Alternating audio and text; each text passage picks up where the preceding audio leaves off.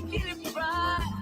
We gon' get it right. Protests and anthems, yes, we chanting. A movement of people, it's like we dancing to the ministry of. It's the energy of, in memory of them that we love. The trinity of the people, the peace, the power, the truth. We speak the powers even louder. We can say it blacker, we can say it prouder. A woman vice president that went to Howard. Now we talk helping black businesses, and our differences is magnificent. Bringing light to the point where the prisons is. I was told good life is where forgiveness lives. The ascension is to leave what's left behind and feed the seeds with deeds that bless the mind, caress the mind, and question justify. With you and God in time, my best align. Shining flies, no time to waste while it's passing you by.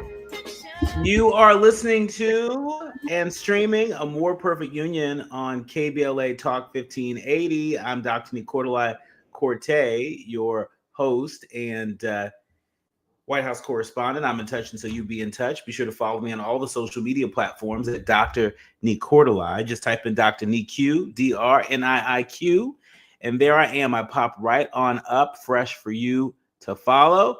Also, be sure to download the KBLA app to listen to us live or on demand, or simply tell Alexa to play KBLA Talk 1580, and there we are for your listening pleasure. Last but not least, subscribe to A More Perfect Union podcast. That way you'll never, ever, ever miss an episode. Now it's time for you to decide the good, bad, and ugly headlines of the day. Kicking us off, Trump discusses his first 100 days in a historic presidency in an exclusive ABC News interview. Did y'all see that? Terry Moran's interview with President Trump in the Oval Office yesterday. Well, they discussed his first 100 days in office, a whole wide range of topics from the economy to immigration, executive powers, and foreign policy. And in the sit down, Trump highlighted his administration's immigration policies. And he really sought to reassure anxious Americans on the economy. But did he really? Did he assure us? I don't know about that. At times, the interview was actually quite combative. Trump claimed credit for what he said were lower prices for gasoline and groceries, pointing specifically to eggs, which emerged as a major issue during the 2024 campaign, as you might remember. I'm saying, quotes, "They hit me the first week. Eggs, like it was my fault. I said I didn't cause this problem. This problem was caused by Biden. What's the problem with eggs?" And they said they've doubled it.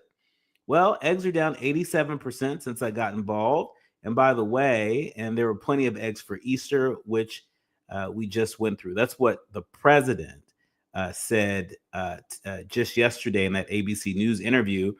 I don't know what grocery store he's going to, if he's going to the grocery store at all, but I have seen no evidence that the price of eggs are down 87%, but I'll let y'all be the judge. Get in A More Perfect group chat if you're streaming us live on YouTube, and correct me if I'm wrong.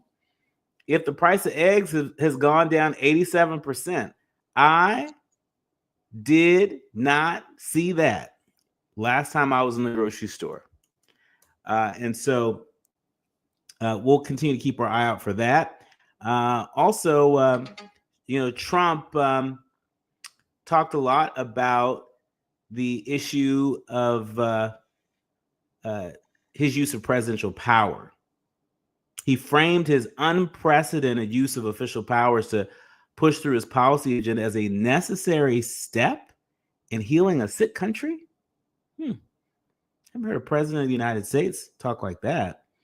And he said a lot. He said a lot in that interview that we will be unpacking today and tomorrow.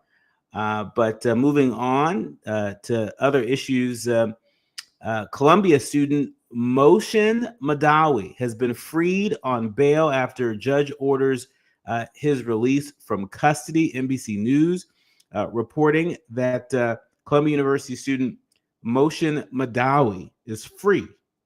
He's free on bail after a judge ordered his release from federal immigration custody today, weeks after armed DHS agents detained him in Vermont during his naturalization interview. Madawi, a 34-year-old U.S. permanent resident who was born and raised in a refugee camp in the West Bank, was detained on April 14th and had been held at an immigration and custody enforcement facility in St. Albans, Vermont. He came out and said, quotes, "I'm saying it clear and loud to President Trump and his cabinet. I am not afraid of you." That's what he said. And if he ain't scared, then perhaps we shouldn't be so scared. Finally, Supreme Court Chief Justice Roberts might hold the key Supreme Court vote over the first publicly funded religious charter. As long as I've been alive, there's always been a separation of church and state. As long as a lot of us have been alive, there's been a separation between church and state. It's in our Constitution, but maybe not for long. Chief Justice Roberts appears to hold the key vote over whether the Supreme Court will allow the nation's first publicly funded religious charter school in Oklahoma. Roberts was the only justice whose vote seemed in doubt after the court heard more than 2 hours of arguments today in a major culture war clash involving the separation of church and state. The court seemed otherwise deeply divided. 4 other conservative justices seemed firmly on the side of St. Isidore's of Seville Catholic Virtual School and the state charter school board that approved it. The 3 liberal justices seem just as likely to vote to affirm an Oklahoma Supreme Court ruling that held that taxpayer-funded schools would entangle church and state violations of the First Amendment. Justice Amy Coney Barrett recused herself without explanation. Barrett previously taught law at Notre Dame and is close friends with the Notre Dame law professor Nicole Garnett, a leading proponent of publicly funded religious charter schools. And so in the case that there's a 4-4 split on the Supreme Court, 4 conservative justices voting one way, 3 liberal justices voting another way, and in this case it would be Chief Justice Roberts being that swing vote. When it's 4 versus 4, what happens is the lower court's decision, in this case the Supreme Court of Oklahoma, that decision will stand, meaning that that separation between church and state when it comes to funding these charter schools would be enforced. It's a little Democracy 101 on a Wednesday. When we come forward, we're digging deeper into the news and getting to know Alicia Menendez, one of the new co-hosts of The Weeknight on MSNBC. You are listening to and streaming A More Perfect Union on KBLA Talk 1580. You're listening to A More Perfect Union on KBLA Talk 1580. We've got a lot to talk about. If you missed our KBLA Talk 1580 Town Hall, the Altadena Eden Fire, 100 Days and Counting, you missed an evening of reverence, reflection, and reality. You gotta live in the reality because this is it. Every day you wake up, is this my life? Don't stay in denial because yes it is. Don't stay in bargaining where you're praying for a miracle and if it wouldn't have happened, then this is what I would have done. It did. Our panel participants kept it real. Really real. I think, number one, it's amazing to me how we ignore systemic racism in our community. And as a people, we've apologized for so much. But when will we stop apologizing for what we have paid for? Because the truth of the matter is we paid for this. You can always count on KBLA Talk 1580 to give it to you straight, no chaser. When you love folk, you tell them the truth. Seeking the truth, speaking the truth. We're KBLA Talk 1580, and we don't black down. Do you owe $10,000 or more in credit card debt or personal loans? With credit card debt at all-time highs, Debt Relief Advocates is urgently notifying consumers of debt relief now being made available, designed to aid consumers with out-of-control credit card debt. Those who qualify and enroll for this relief program will only have to pay back a fraction of what they owe. This is not bankruptcy or a debt consolidation loan. This is a relief program that credit card companies would rather you not know about, as it ends your debt nightmare and saves you lots of money. Consumers owing at least $10,000 in credit card debt or personal loans can now take advantage of this debt relief as the cost of living skyrockets. Debt Relief Advocates has established a relief hotline for you to call to learn what debt reduction you may qualify for, so don't wait. For this free information, call the Relief Hotline at 800-388-6607, 800-388-6607, 800-388-6607. KBLA Talk 1580. We've got a lot to talk about. KBLA Talk 1580 is committed to self-care and community well-being. Walk Good LA was formed in June 2020, inspired by the Black Lives Matter movement and the beginning stages of the COVID-19 pandemic. What began as a few minutes of breath work and yoga meditation before protests against police brutality turned into a safe space for the community to heal in hard times. The immensely positive response from the community transformed the momentum into a movement. Today, Walk Good LA is a Black and Brown-led community wellness organization based in Los Angeles. They provide spaces for healing through community yoga classes, guided meditations, hikes, run clubs, and other activations throughout Los Angeles that attract hundreds of members weekly. With the help of Propel and Michael B. Jordan, they now have a yoga and wellness studio in Los Angeles called the Walk Good Yard. To join their mailing list and connect with healing spaces, please visit walkgoodla.org. That's walkgoodla.org. Or find them on Instagram at walkgoodla. This is a community call to action, a community call to healing from KBLA Talk 1580. Hit me! National news, the consequence, informed opinion, and analysis beyond the headlines. You're listening to A More Perfect Union on KBLA Talk 1580. You're listening to A More Perfect Union on KBLA Talk 1580. Just earlier today, I had a chance to catch up with Alicia Menendez. She is the new co-host of The Weeknight on MSNBC. You can hear her starting on May 5th on MSNBC, along with Michael Steele and Simone Sanders. And I had a chance to catch up with her earlier and take a listen to what she had to share with me.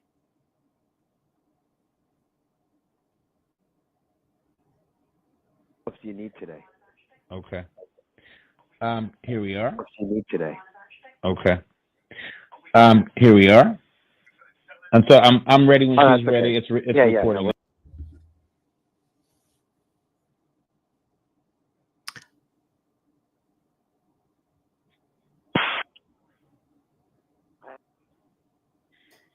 Stars over at MSNBC in prime time, Alicia Menendez, who will take over the 7 p.m. hour later this spring on MSNBC, along with Simone Sanders Townsend and Michael Steele. Welcome to the show, Alicia. Dr. Quartey, thank you so much for having me. Well, thank you so much for being here. How does it feel to be moving into prime time at MSNBC in a time such as this, where we're just marking the first 100 days of President Trump's second term, a very tumultuous 100 days, to say the least.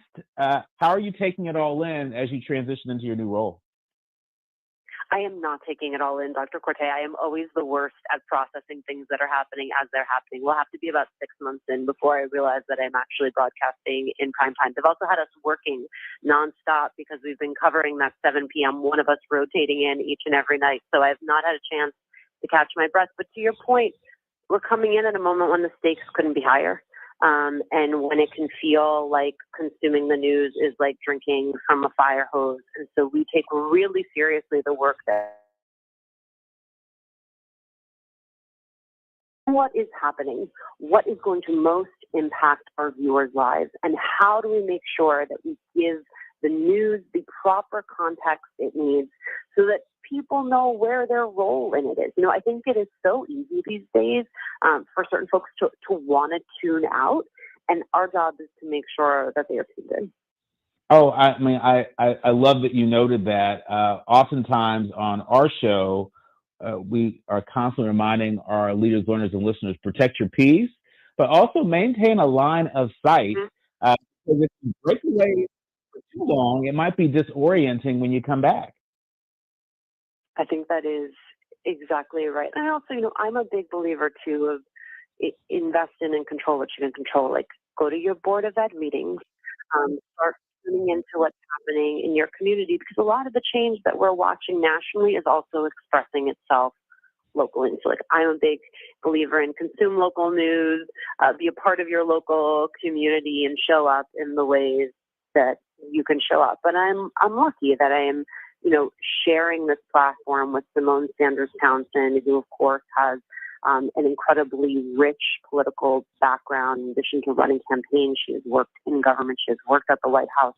Michael Steele, who for years was chair of the Republican National Committee, understands the inner workings of that committee. And so, and then for me, having worked as a journalist, covered international news, reported from Rwanda, from El Salvador, from Guatemala, from the Zaatari refugee camp in Jordan, right outside of Syria, we bring a wealth of different life experiences and professional experience. So when we're looking at stories, we're not always looking at it the same way. And I think that gives our audience different touch points for coming in and saying, well, okay, I keep hearing all this about tariffs. How are these tariffs actually going to impact my life? Well, you have the CEO of Target, you have the CEO of Walmart warning the president that if he keeps up these current level of tariffs, we may not have products on shelves in 2 weeks, right? But that, as a mom, that's the type of thing I want to know today.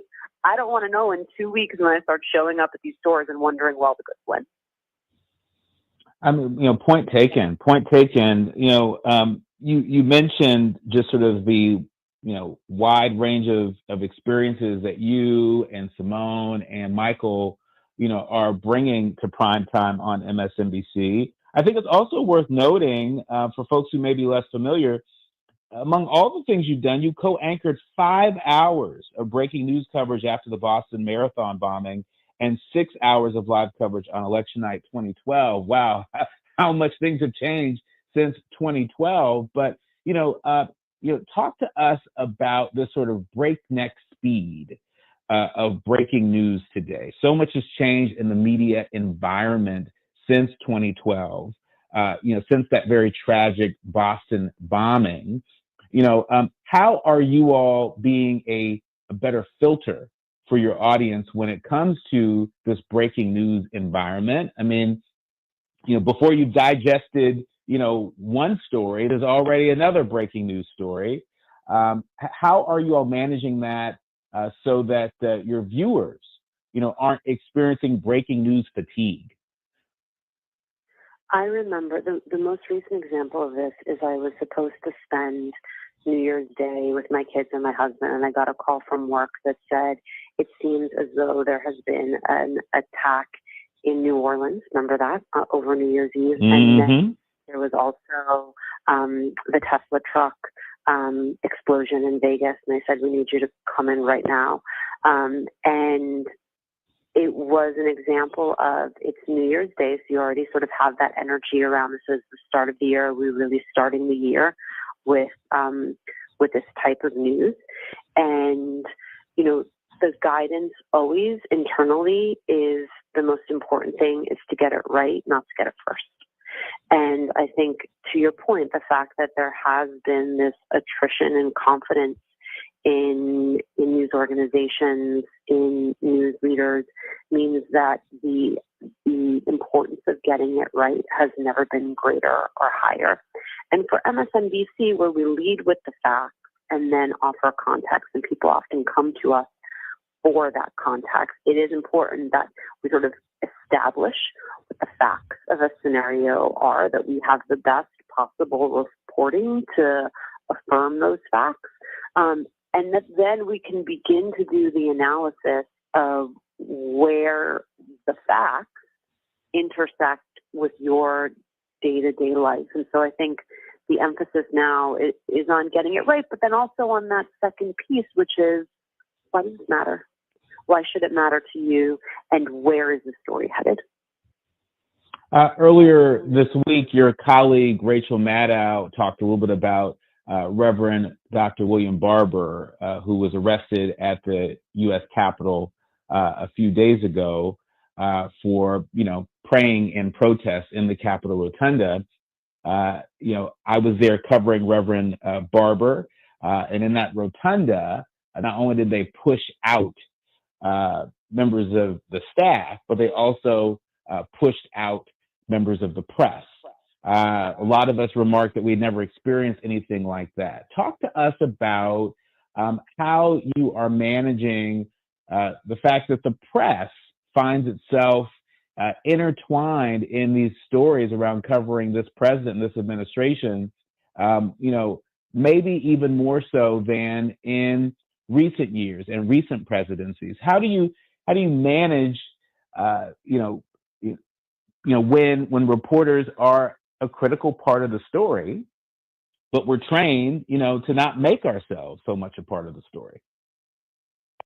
Yeah, first of all, let me say that I am always grateful to have Reverend Barber on our show, both the weekend and soon the weeknight, because he has had such moral clarity in this moment and been so clear about the communities that are most going to be impacted by a number of the decisions that this administration and Congress is making. And so I'm glad that you were there covering them. And you're right, this administration was perhaps best described as a contentious relationship with the press. You're seeing that not only in the rotunda, as you said, with you and other members of the press getting pushed out, but you're also seeing it in the White House briefing room. I think it goes back to your last question, though, which is it raises the stakes on making sure that everything is right, well-sourced, and has proper context. And then the work for me, Simone, and for Michael, given that we aren't in the field as often as some of our colleagues, is one,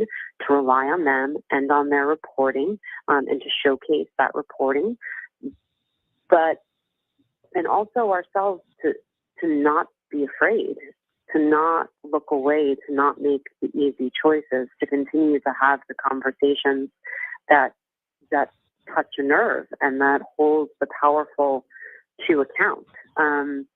And on some days, that is about knowing the right question to ask about where the story is headed, to listen for what a guest who might be a member of Congress or U.S. Senator isn't saying and to push them on that.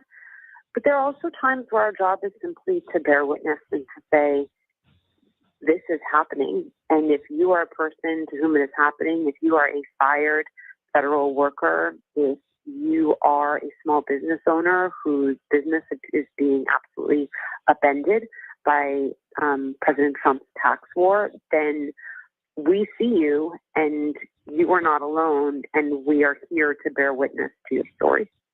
Yeah, and one of the things I too enjoy so much about the work of Reverend Dr. William Barber, and what was on full display during his press event in front of the Supreme Court a couple of days ago, was elevating the voices of impacted federal workers, impacted people. Can we expect to see you all use this platform weeknights on MSNBC to do more to elevate the voices of folks impacted by this new administration, by their policies, not just inside the Beltway, but outside the Beltway? Can we expect to see more of that?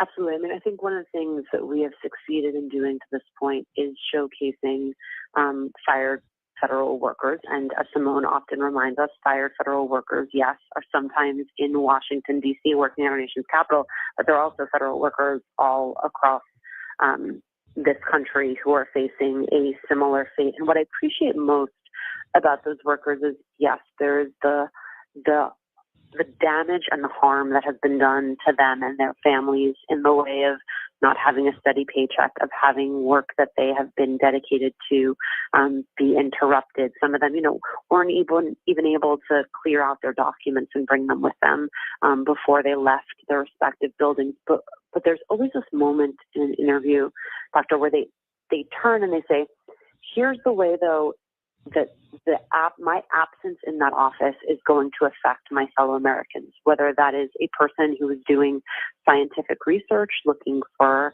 a cure for an illness or a disease, who had to stop their experimentation midway, whether that was one of the women we spoke with is a scientific writer where she takes very complex ideas about the research that NIH and other organizations are doing and distills it into language that someone like myself, who is not a scientist, can understand and appreciate. appreciate, or whether it is people who are working on services like, Social Security, where Americans have worked really hard to earn those benefits. They deserve to have access to those benefits in the years they need them most. Centering the folks who have been impacted in the way of losing their jobs is a piece of it, but then their ability to pivot to, and this is how it is going to impact you and your life and your kids, I think is often the most compelling part of those conversations. Alicia, speaking of folks impacted, there's been a lot written, a lot reported on the Maryland man who is accused of being a part of MS-13 gang. Just yesterday, we saw Terry Moran's exclusive interview on another network with President Trump in the Oval Office, where they sparred. They went back and forth on the facts of that case. I know that for people who are less familiar, you've hosted a number of one-hour primetime specials, including Generation in Crisis, where you traveled to El Salvador. What is it about this? If you're looking to be engaged, enlightened, and empowered about issues related to national politics, elections, identity, culture change, and social justice, you tuned into the right place. A More Perfect Union continues when we come forward.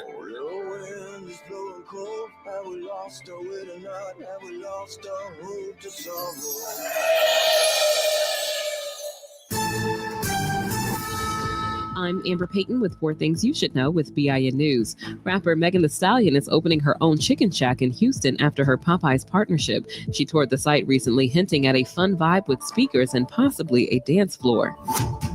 The U.S. maternal mortality rate has risen to 19 deaths per 100,000 births, up slightly from last year. Leading causes include bleeding, blockages, and infections. Black women still face much higher death rates than white women. Interest in joining the New York Police Department is up 45% after the department lowered college credit requirements in February. Black Mayor Eric Adams says the force is now on track to hit 35,000 officers by fall 2026. And a new Florida amendment process proposes 3 Black History museums instead of 1, located in St. Johns County, Eatonville, and Opelika. Black Rep. Bruce Antone's plan would involve the state in their development and operations. Get BIN News on demand 24/7 on the iHeartRadio app. South LA slowing down 110 northbound, leaving the 105 all the way to the 5, and southbound slowing out of Elysian Park from the 110 as you continue back and stretches to the 105 freeway. Pasadena 210 eastbound slowing from Mountain to Azusa. Delays out of Anaheim 91 eastbound from the 57 to Green River. Irvine 5 northbound. That's looking slow from the 133 freeway all the way to Harbor and Anaheim. And Rubidoux 60 eastbound jamming up at Rubidoux Boulevard. And delays in pockets all the way to Heacock Street in Moreno Valley. Think It Up is an initiative to activate student-powered, teacher-led learning projects. Students and teachers, how can you spark great learning experiences in your classrooms today? Join at thinkitup.org. This is the KBLA Sports Minute with Ray Richardson. The first thing Lakers Nation will be monitoring tonight in Game 5 against Minnesota is how Coach J.J. Redick will use his bench. Redick took a lot of heat for not making any substitutions in the second half in the Lakers Game 4 loss on Sunday. Down 3-1 in the best of 7, it's a must-win situation for the Lakers tonight at Crypto.com. Redick cannot afford to have tired players in the fourth quarter if the game is close. 7 p.m. tip-off on TNT. The NFL gave the Atlanta Falcons a $250,000 fine and a $100,000 fine to Falcons defensive coordinator Jeff Ulbrich in response to the prank phone call to Shedeur Sanders during the NFL draft. On day 2 of the draft, Ulbrich's son Jax got Sanders' phone number off his father's iPad. Jax called Sanders pretending he was New Orleans Saints general manager Mickey Loomis, telling Sanders the Saints were going to draft him. Sanders was not drafted until day 3 by Cleveland in the 5th round. No debates, no speculation, just the info you need. That's your KBLA Sports Minute. I'm Ray Richardson on KBLA Talk 1580. Yeah, y'all, come on. Here come the drums. At KBLA Talk 1580, we fight the power every day. Yeah, gotta give us what we want. Gotta to give us what we need. Hey! I listen to KBLA and I love the commercials. I know what the commercials mean. I also, if I'm looking and trying to figure something out, I need something to talk to me that might hit me. And it happens on TV because, you know, every time they show a sporting event, they got the pharmaceutical companies back to back telling people how to fix the sickness on the same stuff that they sell them. So we get it. Yep, we get it too, Chuck D. And that's why at KBLA Talk 1580, we don't black down. Drop it! Our freedom of speech is freedom of death. We got to fight the powers that be. Fight the power! Fight the power! Attorney advertising. Prior results do not guarantee future outcomes. Founded in Los Angeles in 1986, litigation powerhouse Quinn Emanuel has deep roots in the Los Angeles community. Since 2007, we have litigated some of the largest fires on the West Coast. We are proud to be the only AmLaw 100 firm in the country to represent wildfire victims, giving affected individuals, families, and businesses the same focus and individualized attention we devote to our Fortune 500 clients. BTI Consulting has repeatedly recognized Quinn Emanuel as among the 4 law firms in-house counsel least like to oppose in any litigation, and we are often deemed the most feared. And after securing over $80 billion for our clients in various matters firm-wide, we understand why. If you have been affected by the recent wildfires in Altadena and the Palisades and would like to discuss your situation further, please contact wildfire support at QuinnEmanuel.com or call us at 213-443-3050. Quinn Emanuel is proud to sponsor Conversation Live Altadena Rising with James Farr on KBLA Talk 1580. Attorney advertising. Prior results do not guarantee future outcomes. KBLA Talk 1580. We've got a lot to talk about. KBLA Talk 1580 reminds you that we keep us safe. The Live Your Life organization mentors young women, helping them break negative mindsets and see beyond their surroundings. Through career exposure and hands-on training, they're encouraged to think big, stay focused, and make positive choices. Founded by Nikisha, Mama Boo Smith, who transformed her life to become a community leader. Live Your Life is changing lives, but they need your help. They're raising funds to keep their new building open and expand their program. Your donations will support food, clothes, hygiene products, and holiday giveaways. Visit liveyourlife32.com. That's LIVEYOLIFE32.com to help today. This is a community call to action from KBLA Talk 1580. Now back to building a more perfect union on KBLA Talk 1580. You are listening to and streaming A More Perfect Union on KBLA Talk 1580. I'm Dr. Nii-Quartelai Quartey, and you've been listening to my conversation with Alicia Menendez. She's the co-host of the new MSNBC show that premieres on May 5th. It's called The Weeknight. She will be in prime time along with Simone Sanders Townsend and Michael Steele. This is a new show on MSNBC. You might have really enjoyed watching them on The Weekend, and now they're going to be on The Weeknight on MSNBC. Earlier today, I had a chance to have a conversation with Alicia Menendez and really sort of get to know her, get to know what fuels her, and get a flavor for what we can expect on the new show. Take a listen to the remainder of our conversation. Of 1 hour primetime specials, including Generation in Crisis, where you travel to El Salvador. What is it about this story that the national news media might be missing, that everyday Americans might be missing? And how do you intend to elevate what's missing on your primetime show?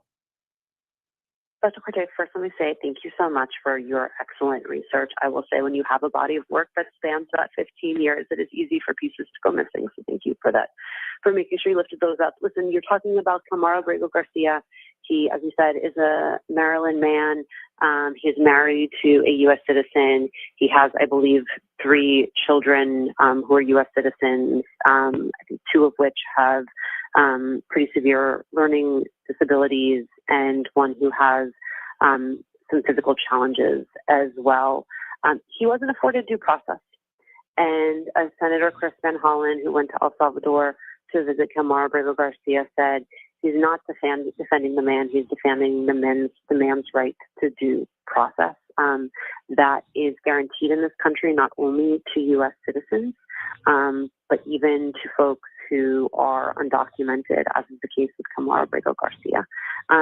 There are lots of immigrants right now who are on ICE's radar, and they go in for customary meetings, sort of wellness checks to make sure they are where they say they are, that they're doing well, and then they are being taken into custody and often removed from this country. We're now seeing cases, at least 2 cases out of Louisiana, where moms who are undocumented went into those meetings. They were doing the right thing. They were showing up and doing the right thing. And in those meetings where their lawyers were not allowed to be present, they were informed that they were going to be removed from the country and told they had the option of either bringing their children with them or not. In the case of at least one of the families in Louisiana, one of the children is seeking medical treatment for stage 4 cancer.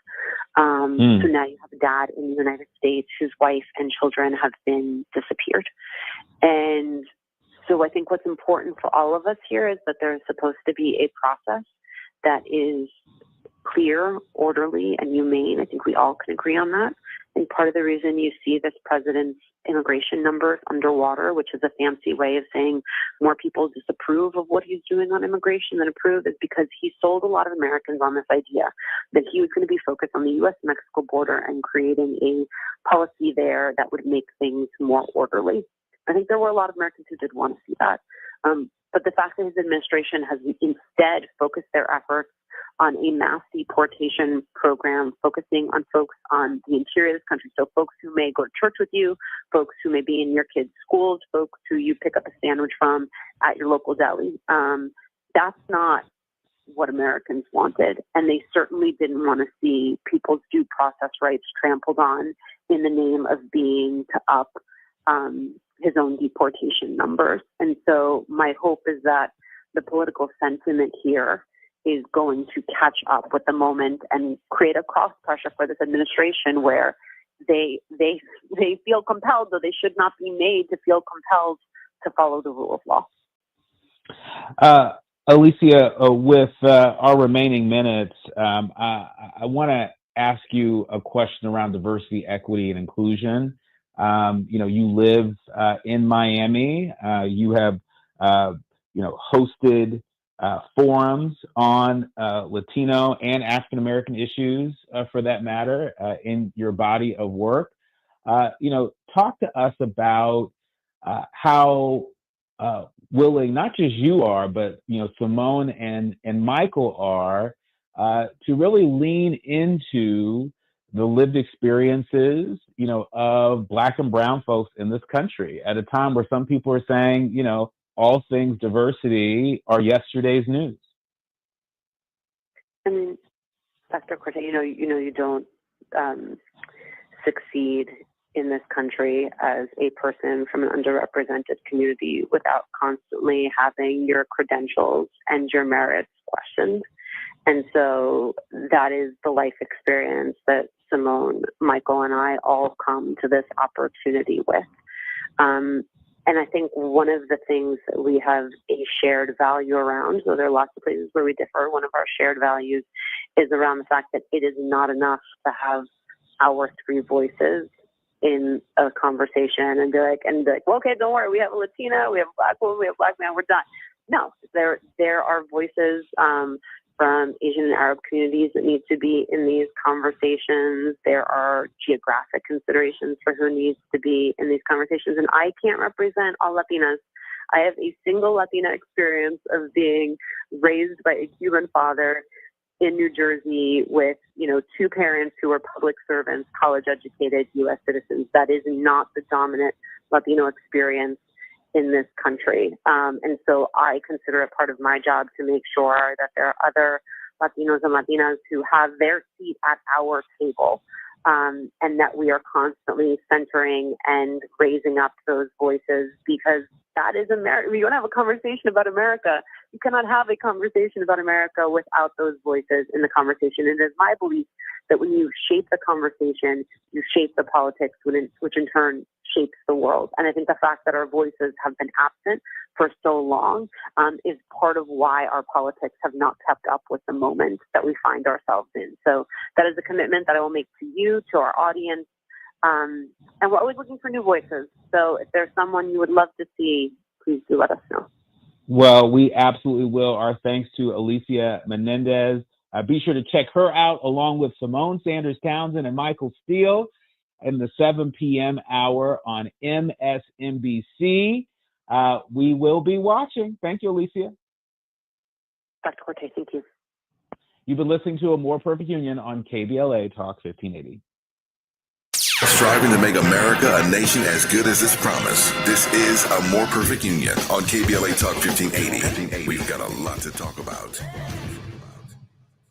Pasadena City College is proud to support Conversation Live Altadena Rising with James Farr. For over 100 years, PCC has been a pillar of the community, and we're here for you as we work together to recover from the Eaton fire and rebuild Altadena's future. At PCC, we offer diverse career education programs that prepare you for in-demand jobs, fueling both today's recovery and tomorrow's growth. Whether you're starting a new career or advancing your skills, PCC gives you tools to build your future and your community. Pasadena City College, here for the Dena, here for you. Learn more at pccfordena.com. At Providence, health equity is the foundation of our community health initiatives, ensuring care reaches those who need it most. Heart disease is the leading cause of death in America. African Americans face a higher risk of life-threatening issues like hypertension, the number one cause of stroke. 55% of Black adults have high blood pressure. The good news is 80% of heart disease is preventable with healthy lifestyle changes and patient-centered care provided by the Providence Heart and Vascular Institute. From routine screenings to advanced procedures, Providence provides comprehensive care for the heart conditions that overly impact our community by ensuring patients receive treatments tailored to their needs. Let's stop the trend of being 30% more likely to die from heart-related problems. Take charge of your heart health with world-class cardiologists who deliver the compassionate care you deserve. Visit providence.org/SoCalHeart. That's providence.org/SoCalHeart to request an appointment. KBLA Talk 1580. We've got a lot to talk about. KBLA Talk 1580, connecting you with services and solutions. The Autopsy Initiative provides a second autopsy free of charge for victims' families who have lost their loved ones due to a police-related death. The services offered through the initiative include the completion of a second autopsy, disclosure of preliminary findings, and a final autopsy report. A police-related death is when an individual is harmed by police officers using deadly force, which results in an individual's death. Police-related death includes in-custody deaths, including those that arise during contact with law enforcement officers during arrest, pursuit, booking, transport, or incarceration. The Autopsy Initiative has a team of board-certified pathologists on call. An autopsy request may be completed by anyone with a close relationship with the victim, which may include the victim's spouse, partner, relative, close friend, or lawyer. To request a free second autopsy for a victim of police violence, please visit knowyourrightscamp.com. That's knowyourrightscamp.com. Then click on Autopsy, then click on Request. At KBLA, we believe in justice for victims of police violence. We say their names, and we don't black down. This is a community call to action from KBLA Talk 1580.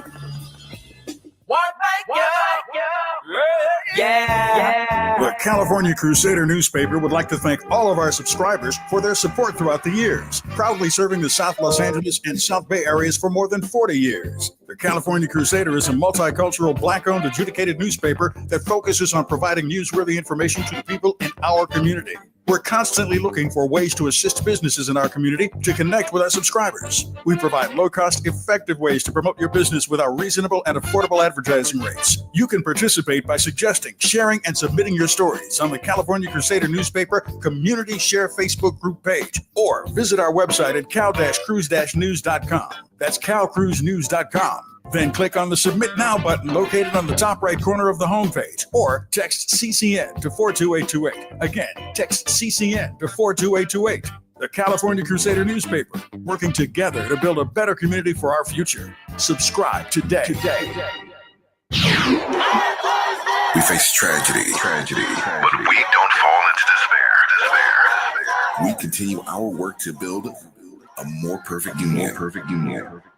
You are listening to and streaming A More Perfect Union on KBLA Talk 1580. I'm Dr. Nii-Quartelai Quartey. And listen, It's only Wednesday, and it's been quite the week. You all might remember that on Monday, when I was covering Reverend Dr. William Barber on the steps of the Supreme Court, and then in the U.S. Capitol Rotunda before he was arrested and later released,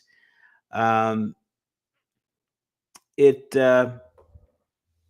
is important to know why he was on the steps of the U.S. Supreme Court. I think it's important to refer back to the origin story of all of this, because I think it might have gotten lost in some of the coverage around Reverend Barber's arrest at the Capitol.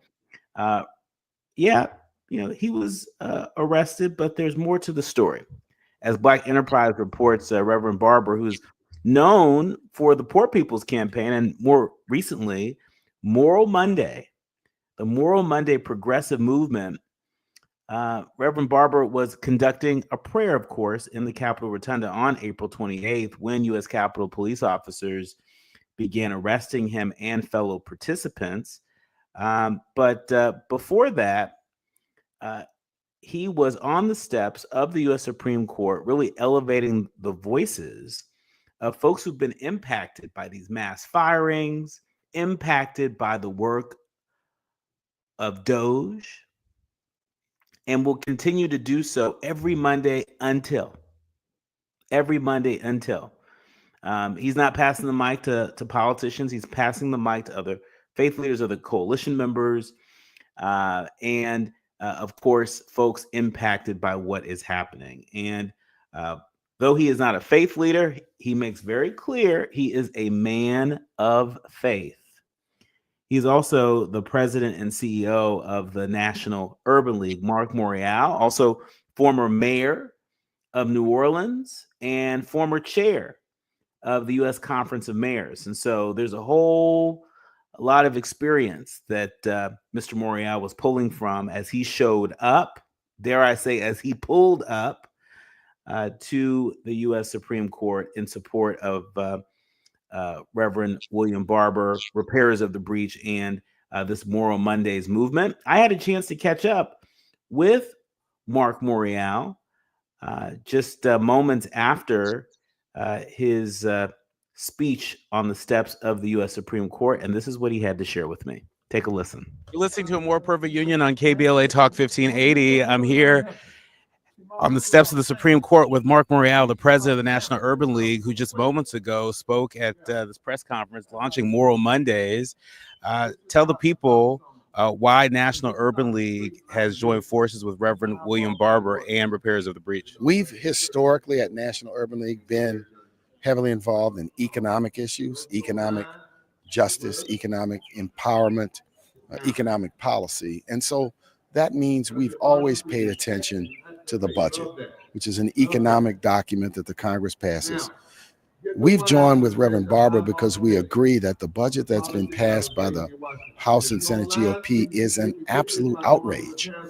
It would hurt people. It would damage programs. It would undo investments in programs and initiatives that we fought for 60 to 70 years ago.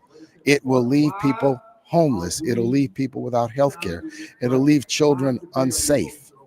It's morally reprehensible, and therefore we've joined with Reverend Barber because we need people to understand it's more than politics.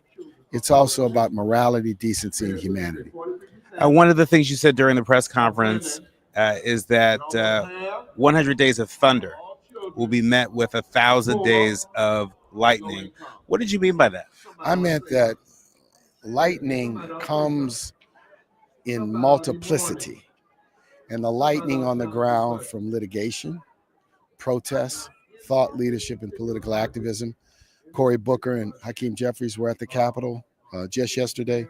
Reverend Barber is here today. We'll be at the Smithsonian Museum on Saturday with the Freedom to Learn. We've got to respond to this and say that this is not the direction for America. Mark, speaking of response, are there any plans to engage the White House Office of Faith, led by Paula White, for folks who are more familiar with how folks are organized in faith-based communities? There are folks who believe in the prosperity gospel, and there are those who believe in defending the rights and dignity of the most marginalized. Can we expect the Urban League to play a leadership role in that? That if anyone is interested in a meaningful conversation about how faith can make a difference in the lives of people, I think that our faith leaders in the National Urban League would be there. What we would not participate in is performative politics for show, meetings that are all about show and not about substance. So historically, the National Urban League has been wide open to work with anybody, but we're not a organization of performative politics. We're a serious public policy organization. So if the faith leaders believe that something like that would be beneficial, I would absolutely support it. But it's important to understand what grounds us, and that is the gospel of compassion, the gospel of empathy, the gospel of putting people first. Mark, final question.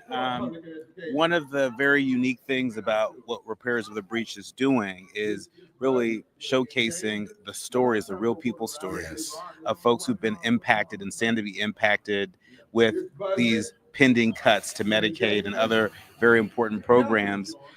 Talk to us about what you've been hearing, particularly about the impact on federal workers, Black federal workers, 200 and some of the programs that National Urban League has been leading, in part because the federal government is helping to fund. Our offices have literally been flooded with former federal workers, some 250,000 who've been laid off. They're college educated, they're blue collar, they're men, they're women, they're young workers, they're older workers. They're in absolute fear that they'll lose their homes. They're absolute fear that they will not be able to be reemployed. They're in absolute fear that they won't have health care. This is a crisis. 250,000 people were unfairly fired with no due process, with no rationale for it. Can you imagine cutting employees at the Veterans Administration, cutting employees at the IRS? You're going to cripple these agencies in a substantial way. So we're going to be stretched to do what we all can. But what Congress should do is the right and honorable thing in order that all of these people who were fired be absolutely reinstated. Give them their jobs back. Re-employ them. There was no justification. There was just this linguistic gymnastics talking about waste, fraud, and abuse with no basis, no evidence, no rationale, no process. And these folks are out of work. It's absolutely an outrage. Our thanks to Mark Morial, the president of the National Urban League. Thank you. Appreciate you. And you're still listening to A More Perfect Union on KBLA Talk 1580. That was Mark Morial, the CEO of the National Urban League. We're grateful that he took the time to speak with us right after he spoke to a crowd of folks on the steps of the U.S. Supreme Court earlier this week in allyship and solidarity with Repairers of the Breach. That is the movement that Reverend Dr. William Barber is leading. You heard Mark Morial talk about federal workers, and we have really zeroed in on federal workers here on KBLA Talk 1580. There's a campaign that we launched, initiative that we launched called Fired But Not Forgotten, the Testimony Project, where we are elevating and amplifying the voices of federal workers, particularly Black federal workers, who have been impacted by these mass firings. And just to give you a sense of the numbers, the Trump administration, led by Elon Musk and his so-called Department of Government Efficiency, they've been on a rampage. They've been on a rampage against the federal workforce as of the middle of April. According to the folks over at the Repairers of the Breach, the administration has fired at least 121,000 federal workers. That's not a small number. 121,000, with many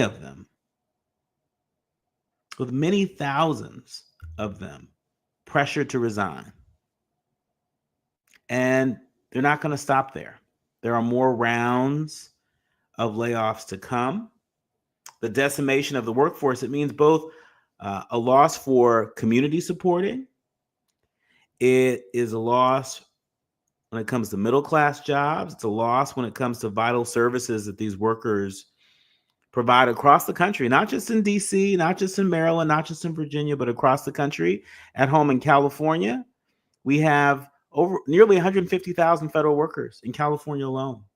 These cuts are a particular blow to Black workers who make up a disproportionately large share of the workforce at agencies targeted by these mass layoffs, including over 25% of Veterans Affairs and nearly 30% of Treasury employees. And so, in case you're wondering, why do you all keep bringing this up? Why do you keep focusing on these fired federal workers? Because the impact that this will have in our communities is long lasting, and folks need to really understand what's happening before it is too late. And so we are going to stay on the job. We're going to stay covering these Moral Mondays right here on A More Perfect Union, because we can't become a more perfect union if we're divesting from the people. It's the people that make us a more perfect union. This isn't just poetic words. Just saying. When we come forward, we're going to switch gears a little bit.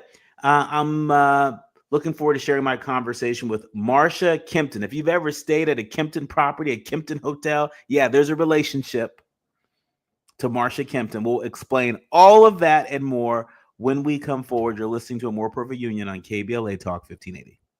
KBLA 1580 Santa Monica. I'm Amber Payton with 4 Things You Should Know with BIN News. Maryland's Black Attorney General Anthony Brown and 22 other attorneys general are suing over President Trump's deep cuts to AmeriCorps, slamming the nearly 90% workforce reduction and $400 million in program closures. Brown says the move hurts vulnerable communities nationwide. The U.S. Department of Education is investigating Chicago Public Schools over claims its Black Student Success Plan discriminates by focusing only on Black students, potentially violating civil rights laws. Harvard has renamed its DEI office to Community